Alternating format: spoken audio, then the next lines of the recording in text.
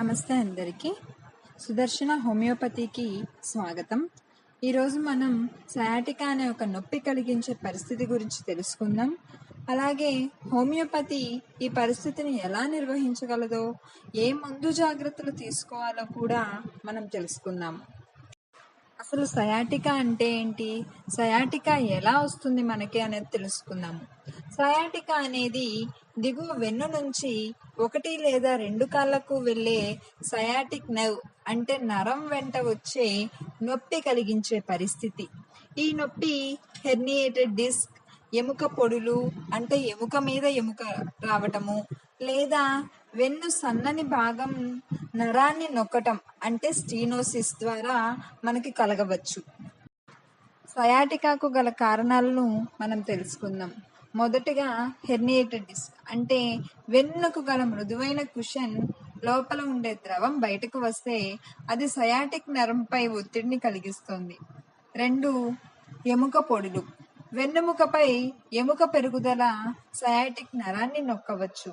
3. Spinal stenosis.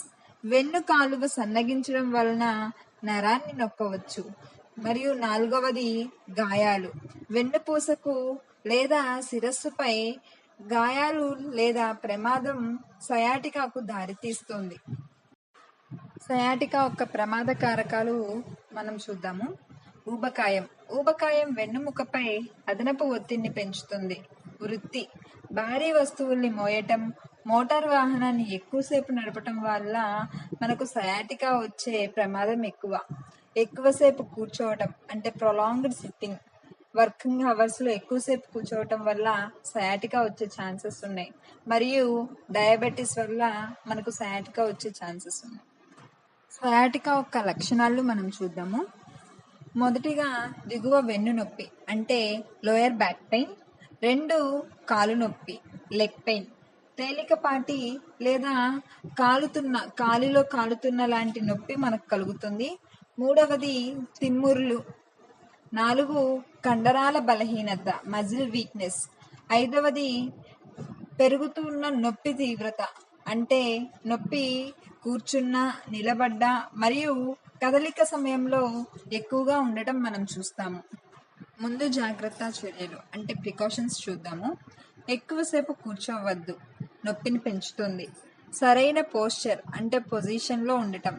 వెన్నుపూసపై ఒత్తిడి తగ్గించే విధంగా నిటారుగా కూర్చోవటం అలవాటు చేసుకోవాలి. వ్యాయామం, నడక, ఈత, యోగా వంటి సున్నిత వ్యాయామాలు మనకు సహాయపడతాయి. ధూమపానానికి దూరంగా ఉండటం, గాయాలకు దూరంగా ఉండటం మనకు ముందు జాగ్రత్త చర్యలు. ఎలాగో ఉపయోగపడుతుందో మనం తెలుసుకుందాం. హోమియోపతి సయాటికాను నిర్వహించడంలో సమగ్ర దృక్కోణం ఇస్తుంది. ఇది కేవలం లక్షణాలను కాకుండా పరిస్థితి యొక్క మూల కారణాన్ని చికిత్స చేయడంపై దృష్టి పెడుతుంది. నివారణలు వ్యక్తిగత లక్షణాలు మరియు సంపూర్ణ ఆరోగ్య స్థితి ఆధారంగా రూపొందించబడతాయి. కోలోసిన్, మెగ్నీషియం ఫాస్ఫరికం, హైపరికం, రూటా, రెస్టాక్స్, బ్రయోనియా ఆల్బా ఇలాంటి హోమియోపతి మందులు ఈ సయాటికా కండిషన్లో మనకు ఉపయోగపడతాయి. సయాటికా యొక్క కారణాలు మరియు లక్షణాలను అర్థం చేసుకోవటం ప్రారంభ నిర్ధారణ మరియు సమర్థవంతమైన చికిత్స కోసం ముఖ్యమే. మీరు ఈ లక్షణాల్లో ఏవైనా అనుభవిస్తే మా సుదర్శన హోమియోపతిని సంప్రదించండి. మీరు ఈ వీడియోని ఉపయోగకరంగా భావిస్తే దయచేసి లైక్, షేర్ మరియు సబ్స్క్రైబ్ చేయండి. మరిన్ని ఆరోగ్య సమాచారం కోసం మన ఛానల్ను ఫాలో అవ్వండి. Thank you.